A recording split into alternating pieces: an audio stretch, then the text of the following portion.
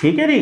تو پریشان مت ہوا کرے کسی کتاب میں کسی بات کا آنا کوئی دلیل نہیں ہوتی وہ بات ٹھیک ہے یا نہیں. اپنا منہج ٹھیک کریں.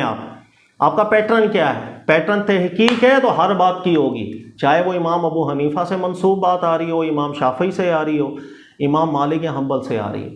اور اگر آپ کا منہج تقلید ہے، تقلید کہتے ہی اس کو جو انسان اندھا ہو جائے. سر اندھے ہیں تو پھر ہم کچھ نہیں کر سکتے، پھر آپ چلتے چلے جائیں، جو آپ کو ملا کسی کتاب میں، جو پڑھ لیا، جو سن لیا، بس چلتے چلے جائیں اس کی. تو اگر حضرت ابو ہریرہ جو سب سے زیادہ حدیثوں کے راوی ہیں ان تک حدیث نہیں پہنچی ہوئی ہے، تو امام حنیفہ، امام شافعی، امام احمد بن حنبل، امام مالک کے نام کے اوپر آپ لوگ ان کو بدنام کرنے کے لیے آپ نے ایک تقلید کے نام کے اوپر ایک مصیبت کھڑی کر دی.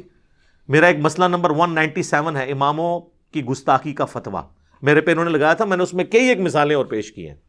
لیکن یہ کہ بہرحال اس تقلید کا جو بھی ہمارے ہاں لازم کر دی گئی ہے، میں اس کا کے حق میں نہیں ہوں.